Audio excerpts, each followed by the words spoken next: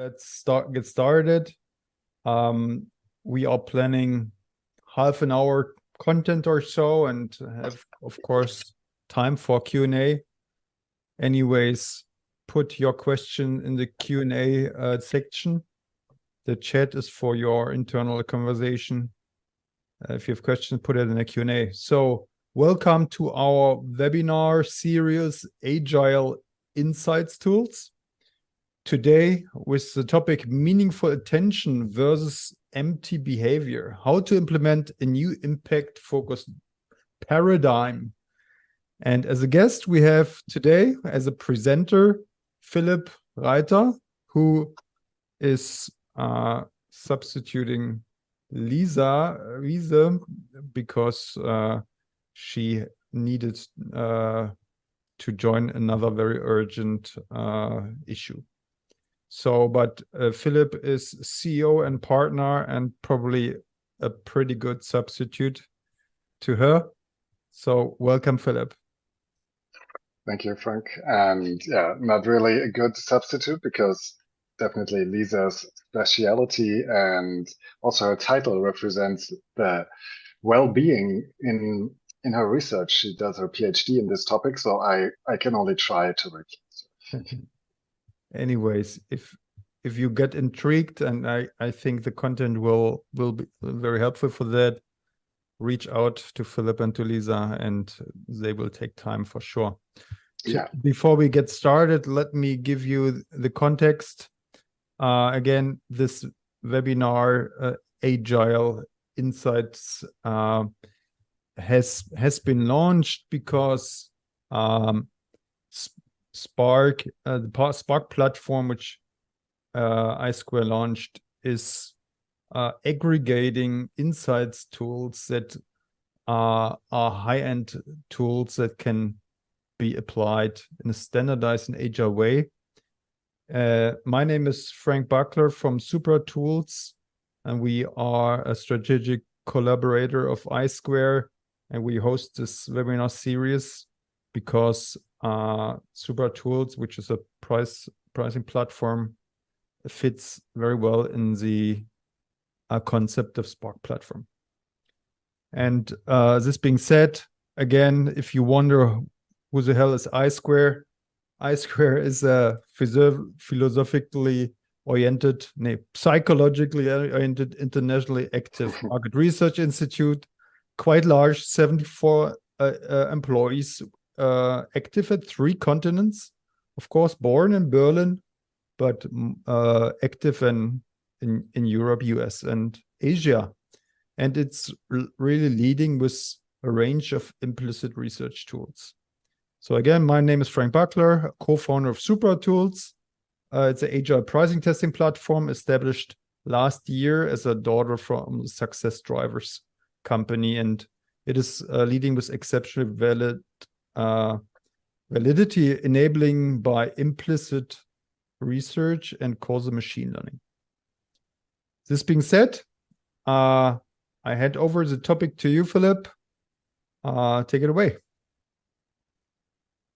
Thank you so much. And thank you so much also for dialing in to this interesting topic of attention research in general, and our special add-on, the meaningful attention. And like Frank already said, we are a psychologically orientated company, but we do approach also a philosophical topic almost today, because the topic meaningful is, of course, can be triangulated from various perspectives, and that's what we'll do today. And I'll give you a bit of a background of why we think this is an important topic and why it is important for our clients in media, FMCG, and many various other fields, and what we do help our clients with as consultants and researchers is try to understand the human attention better. And it has always been in our focus, and of course in the last years it has been a very important topic this year, especially as well in the US again with the ARF series of attention definition. But we'll not focus so much today on the definition of attention, but go a bit beyond, maybe a bit deeper. And I totally welcome you as well to throw in questions or comments, and you might as well go ahead, Frank, and just jump in anytime. Yeah, the background why we do this is also that I don't forget, I put this slide here. We'll all invite you afterwards when we send you an email to this conference. It's in Berlin in September. You're definitely welcome to join and ask for a ticket, and we will for sure send you the LinkedIn link for the virtual event, either way that might be easier. And you see Lisa right here in the middle, so you also get a chance to listen to her because she will speak about this topic in a slightly different perspective from the product and the user experience perspective. If you design products, what does it mean to design for well-being and meaningful attention? Okay. Yeah, I can really applause on that, because I joined the conference last year, and it's really a cozy conference at your office, with really great conversation you get with your network. So if you can make it to Berlin, don't miss it. Definitely recommend it. It's at the river and it's a nice setup. Yeah, and the background and the term attention economy, probably most of you have heard about it. And it started in the 1980s, where researchers defined this, and in this information and attention economy, it was clear that companies, invest tremendous resource to try to understand what resonates with humans and consumers and what drives their decision making. And on the basis of all of this, or the heart of all of these questions, is the attention. And what causes a consumer to pay attention to advertisement or product is, of course, the prerequisite for any further processing in our brain. And so we have, as psychologists, also looked at this a whole lot, and have, like myself as a psychologist, have done tremendous amount of research on it, and yeah, kind of have always seen this process as a very, neural network approach, and sometimes also looked at it from a very effectiveness focused point, and that's what we'll go a bit beyond today. And the literature that has focused on attention goes back even now here to the 80s. I didn't put Mr. Simon on this slide now, sorry. But it's a very important topic from the economical side. And like you also know, the psychologists who got a Nobel Prize, they are very rarely pure psychologists, but they are actually economists that have also studied psychology. And this is a bit in this way also how attention is defined here. So Mr. Georg Frank here argues that attention is limited and individuals only have a finite amount of attentional capacity at time. And it's also something very personal and subjective. So our attention is also made of our memories and of our interests. And so it's now we're able to predict attention very well, but it's still also subjective, and it's a cognitive process. So it happens in our brain. It selects, it filters, and focuses on specific aspects, and it determines our perception and consciousness and everything that comes afterwards, what we remember, right? So it's something that happens very early, and it's very, you can also say, pre-conscious. And Frank, in this case, not you, but Mr. Frank, defined also some other parts of attention in information society, which I just wanted to kind of cite here. It's from an interview. So he says information goods differ from consumer goods, and you always need attention to process information goods. Like you cannot just, put it somewhere. They always need attention. And in that way, he says attention is also very similar to money, because money is also very scarce resource. You can buy all kinds of things with it. And so even for people who have definitely enough money, they still feel like it's scarce. And there's a connection between money and currency and attention. And in this philosophical approach, he actually said that's a psychic energy like that I can direct. And it's also something very important in the interpersonal exchange, like getting your attention now, of course, gives me a lot, and talking to people and having this form of income in a economical way is actually a necessity for us humans. We're social beings, so attention is not only a currency, but it's also a social currency. Receiving attention and giving attention is high importance for our brain and of course our development, and that's actually why he said it's necessary for survival even. And there is a reason why he says it. And so the social aspect will come back later too when we look at some advertisements. And in the beginning of the year, we were in New York and had a small conference, and we recorded this eye tracking video. I think you have to kind of click to the next slide and then it will start. Yeah. And so it's a bit jumpy now. When it's streamed, you can guess where it is. And it's an example of walking over the Times Square, New York, which is of course full of advertisement, full of triggers. And this person who wore this eye tracker, it's like a set of glasses, definitely had problems remembering everything that happened here. And of course, he or she never remembered how many fixation stops he had while walking like these couple of minutes over Times Square. And you see when the eye stops here, the fixation count will always add a number. So there were over 600 fixations already in this part. And we use these videos to make it clear like how much of our attention is not consciously processed and not consciously remembered. If we look at these videos, people will maybe remember that this was their video and not the video of somebody else, but it is very tricky to do that. And now, as a bit of a game, we can also ask you to reflect on what would be meaningful to you.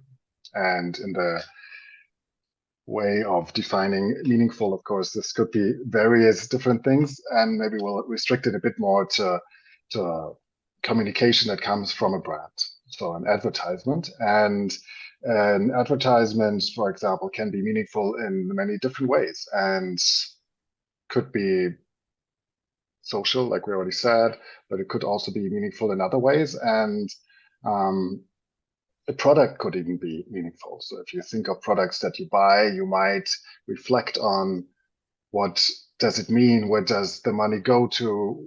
Who else do I influence by consuming this product? So there's many different facets and layers to this. And maybe we'll just show a couple of examples here. Frank, I don't know which one resonates the best with you. So meaningful attention can be diverse. So in a way here, Dove in their campaign, Real Beauty, they started these topics very early to show models that are not the typical models that we would expect. So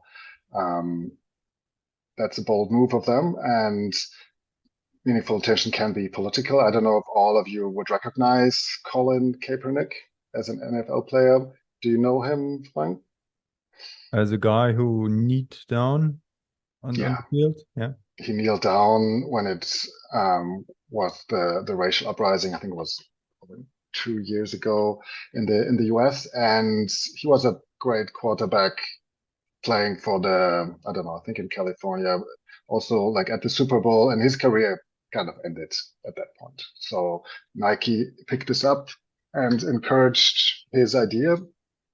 And yeah, he will probably never play football again, just because the NFL said like, nah, it's not a good idea to be so political.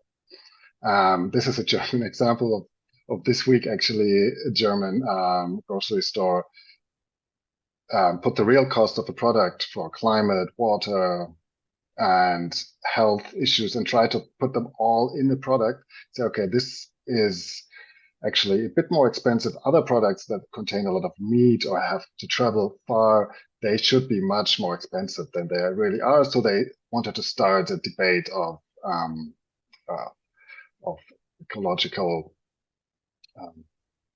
like a discussion. And so they will not raise these real costs, but it's still something that they wanted to talk about. Patagonia, of course, they are a special brand, and this is an old ad, I think, from over 10 years ago. And so they contradicted the consumers, put this in Time magazine and said, hey, don't buy this jacket. Like, think about if you need it really, right? You shouldn't just consume stuff for the sake of it, like save the planet and reduce, repair. If you then really need it, then you should buy it.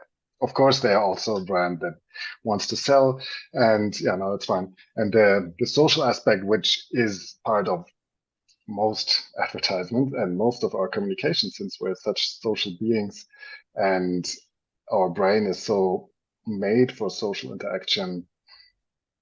Yeah, IKEA actually have this campaign, and I forgot the name, how they call it. It's basically for these social moments, and it's their whole campaign focusing on these special moments. The kid is getting up, it's meeting grandpa, and of course the products they are here as well, but the focus is on the social interaction and the fun. And yeah, I mean, looking at our brain, we wouldn't even exist if we would not be social beings. And these interesting theories, how our brain developed because of our social surroundings and communication and language, is certainly very interesting. And this is what our brain likes the most, right? To see other people, and in that way, it's also meaningful because, yeah, the wonderful everyday. That's the campaign name. That's what that sticked out for me at the Times Square movie. The person mostly looked at other people, right? There were thousands of big advertising, but basically, person looked at other people. Yeah, that's what we do. Also in the supermarket, when we measure the human attention, the other people and their carts and shopping are definitely more interesting than signs or stoppers and these things. Yeah, it's something that is intertwined in our brain for sure. And if we reflected at why we started this discussion internally, why attention should also have meaning, we also realized that us as researchers, we focused a lot as well, on measuring milliseconds, fixations, and not thinking about, was this actually a fixation or attention of a consumer, that actually had a good effect or not. We were just happy to capture the attention. And that's how it still is at some in some business. And of course, since it's such a scarce resource and currency, it's something we wanted to reflect also as psychologists. And on the next slide, I just put together a couple of points. Yeah, why it's a fragile and also valuable resource. And fragile means that in a way, us as humans and the consumers as well, we have a difficult time in allocating our attention, and it's a very automated process, and basically our attention is not made for the information society and the internet and social media, because we will have to look at things that trigger us, and it's very difficult to step away and not look at notifications and not look at ads that distract us. And so it's a valuable resource. And if you go to the next slide, thanks, Frank. We discussed ethics as researchers, as market researchers. We're following codexes as ISOMA, RDM, BVM, AOF, and we are also ISO certified company, where we definitely have to not only follow the data protection part, but also respect the human experience and treating customers and human beings as a holistic being, and not see them as a test person, or just a subject or a number. And we also realized in the last years that not only these big brands, but also smaller brands change their code of conduct and their CSR, their corporate social responsibility, not because only the EU made them to do it. The law changed this year, that you'll have to be conscious about all of the producing countries, where your products come from. And so the companies and the advertisement, the communication is much more ethically and much more conscious about these things. And this is also the case for the mental health and well-being discussion, which is more Lisa's focus, and she'll talk about that at the MIMEX. But I'm just going to dive into this very quickly, what we mean with mental health and well-being, to understand why Facebook and Google, and in this case, Tristan Harris from Google, actually started this discussion. And there's this social dilemma on Netflix on the lower left hand here, if you'd like to watch it. It's an interesting movie about this topic. And they also started this Center of Humane Technology, where the question is how we can reverse this attention crisis and actually realigning technology with humans' best interest. And that's something that Facebook, Google, and all the other big players already took under account. And if you go to the next slide, I think we have some screenshots. Yeah, so time well spent is this specific topic is shaping to be the next big debate. You can see it's from 2018. So the debate started already a couple of years ago. And I think Zuckerberg on the next slide, and also say that it is very important for them,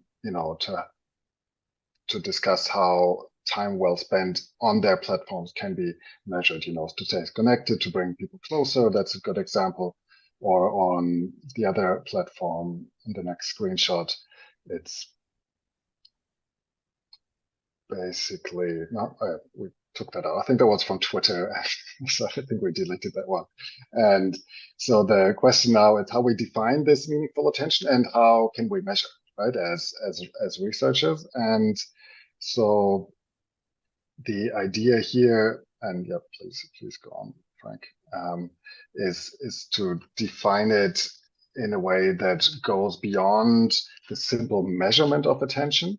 And there are, of course, concepts that have been around for a long time. And I'm sure, Frank, you doing implicit research, you also have some measurement concept in mind, like engagement, or can also say quality of attention. This could be something, but it's still very, very tricky to measure. First of all, it's individual, and measuring attention has always been technically advanced and also expensive. So for us, it is an important dimension that we want to add to the discussion, but also to the prediction and to the basically to the benchmarks that we all value so much. And if we define it like how we did it in the title, and try to look at the opposite, what meaningless attention is, it's a bit easier. And maybe we can even start with that, because a lot of our attention can be, not fine, you can go ahead, can be differentiated on this dimension between meaningful and meaningless. And I think we have three dimensions on this slide. So we can say there's worthless and valuable attention. And so worthless attention would be the attention that did not touch me, and could also be that it touched me in a negative way and not in a positive way. And that's something we never really differentiated. We said, okay, somebody's engaged, somebody remembers it. How we achieve this doesn't matter. It's inconsequential versus impactful. This goes in the same direction. Something impactful will trigger something for me, maybe not for you. And since memory and emotions are so closely intertwined in human nature, will probably also trigger an emotion. Wasted time versus well spent is a good topic. I mean, we all like to also waste some time on social media or watch something to also distract ourselves. That's totally fine. and it's nothing bad at all. And time well spent in this definition is then something higher and something even more meaningful. And it's not then something we can do all day and but we can strive for it. So it's a bit something that's a bit more conscious. On the other hand, if we go to the next slide, then we can see some examples for meaningless attention, and we all know these. They're more superficial or shallow, short-term gratifications. Maybe not as deep or don't have as much value. Results from maximizing user attention in technology design. This goes definitely to the product design, where purely capturing attention, having addictive measure or mechanisms in there, maybe even then these can lead to harmful effects in various life domains. This is what Tristan Harris from Google definitely put up and for discussion, and compromises the user's best interest. This goes also a bit more into this direction, leads to a loss of sense of control and time. Yeah, we all have been there when we have spent too much time on something and afterwards felt like a feeling of regret. It could conflict or distract from my long-term goals and is more associated with passive rather than active user behavior. And these are defined not by us solely, but also by the critiques that you're happy to watch in this Netflix series as well. And if we go on and look at the next slide, so what our goal is with this discussion is to find better ways how we can identify attention, that is important to individuals, that is directed also towards something good. And good in this way could be have different meanings. It's more focused attention, less as distracted attention, as positively engaged, can create positive long-term value, even real-time impact. And then let's see if there's more to come. Yeah, it's effective in a way. And if communication is effective, the way how we would measure it is, say, there is actually long-term customer retention and also a way of memory. And adding consumer interest and values to the pure attention measurement that we have discussed before is the goal in this case. And it's of course a challenge to do, and it's also challenging to do this in the various different fields where our clients are in. If you buy an FMCG product like a shampoo, meaning full attention might mean something else in comparison if you have a different product. And there's also maybe product or advertisements where it's even at the first point impossible to think about this, but if you think of any product range, and if you go to the supermarket, at least there is different levels of meaningful communication, even within the packs. And I don't know, I mean, I just have this drink here right next to me. It's an incident. And if I would just look at the aspects that could be meaningful, so I have WWF here, I have my nutrition score, I have vegan, there's already 8 different triggers just on this pack where I could say, yes, theoretically, this could be defined as something meaningful being communicated to. And the producer of this brand trying to prove that this is not only about selling a good tasting product, but there's more to this. So in a way, if you think about it, there is a lot of these little aspects in communication. And I don't have a preview now, so let's see what slide is next. It's here, and I forgot that combined system 0 and 2. What does it mean? That's a good point. System 1 and 2, most of you have heard before. It's about our information processing system, and the theory here is that the two-factor system, or the two processing ways, one is very fast and implicit and, let's say, pre-conscious and automated.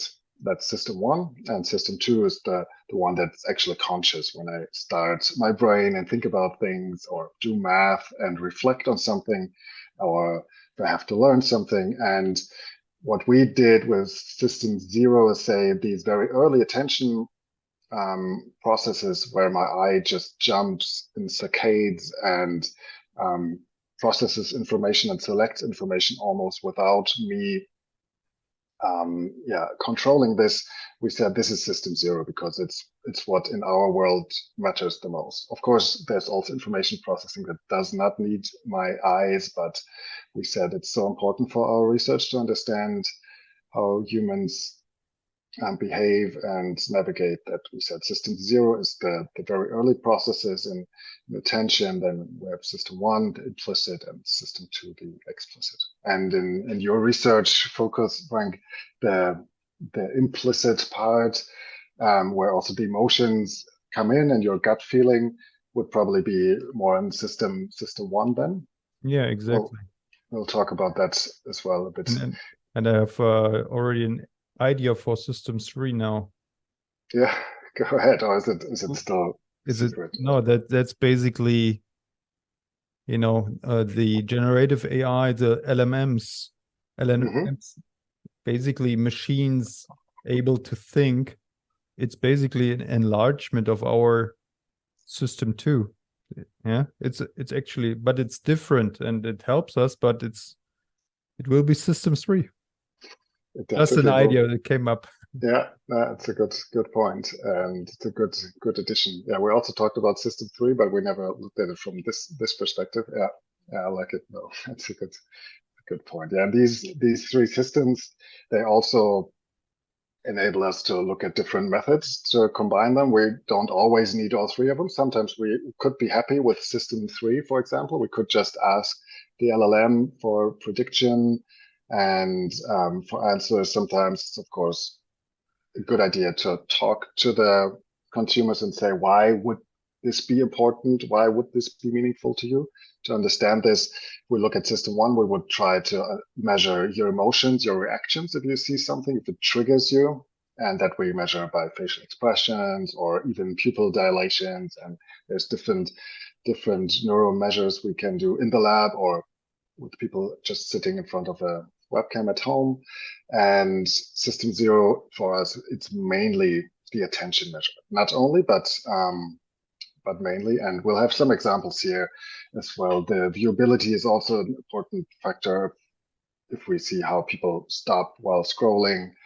And the implicit measurement in System 1 here, we already mentioned, we are looking at reaction time-based tools where we don't only rely on questionnaires, but actually if people have to think about if a word fits to a brand or not. And this is it's more of a playful game to measure something like our gut feelings. And then of course, in the explicit, it's easier.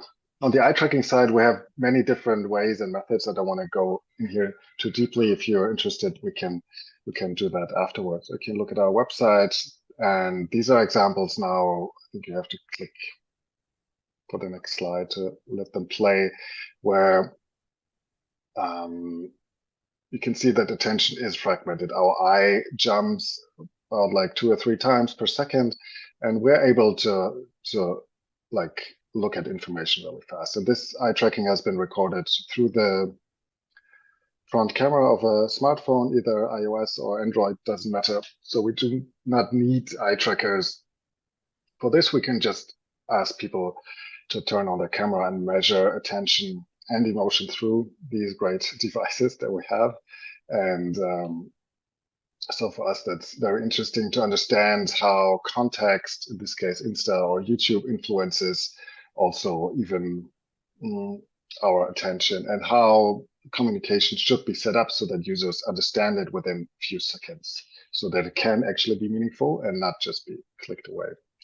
And for this, in our research idea, it's highly important to have very realistic setups if we measure attention and want to understand, how people behave in their natural environment. There's no need to do that in a lab or very controlled way. So we need to have great research tools, and all of our research tools here, they're browser-based. So we could emulate any research question on media, on shops, and also on UX. So that's part of the need for measurement to understand human natural experience. So people are invited, then they have a experience on Facebook on different simulated parts. So it's also data privacy safe. We don't want to look at people's individual feeds, of course. And afterwards, we question and also talk to the people and see how they liked something. But this realistic approach of showing media is for us an important part.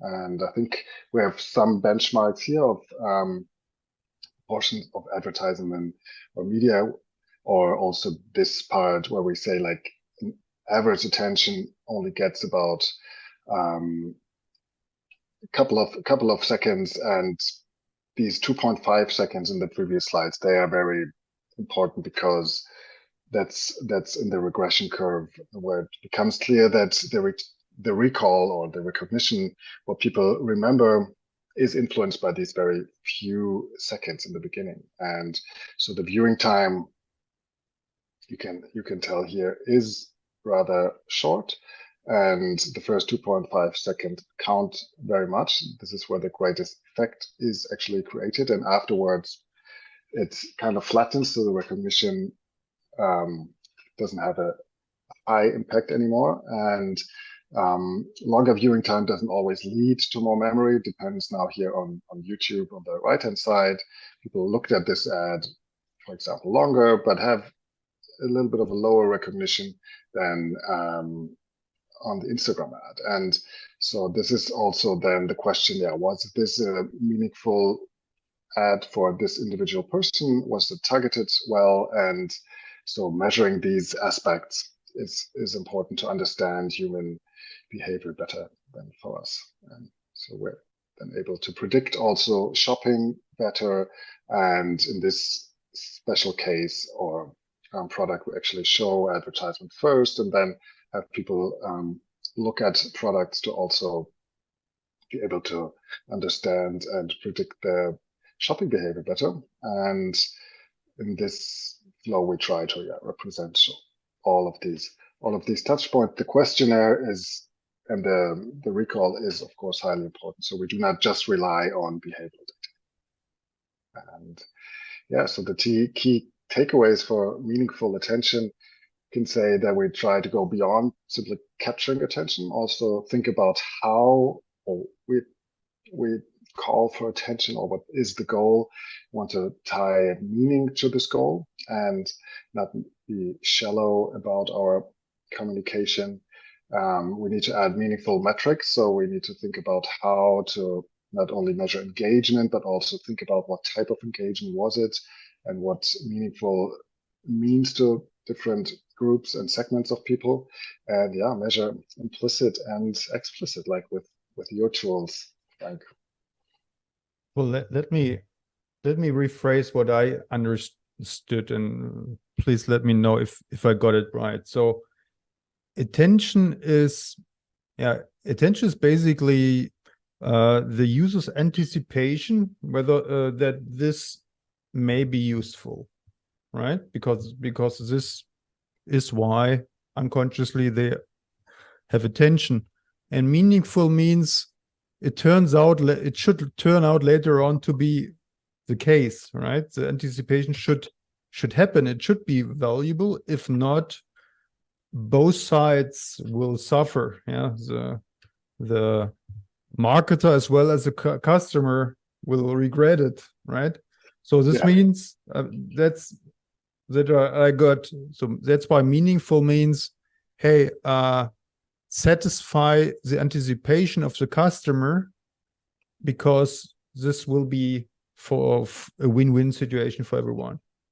Yeah, I think a win-win situation is definitely good metaphor for this. And yeah, since the meaningful aspect of it can be, of course, very individual, it's important for the marketer to really understand their segment and their target group very well, because otherwise it's very difficult to communicate meaningful, and you just have to try to do it generally. But already just thinking about it and reflecting it, what a lot of brands and also digital tools already do,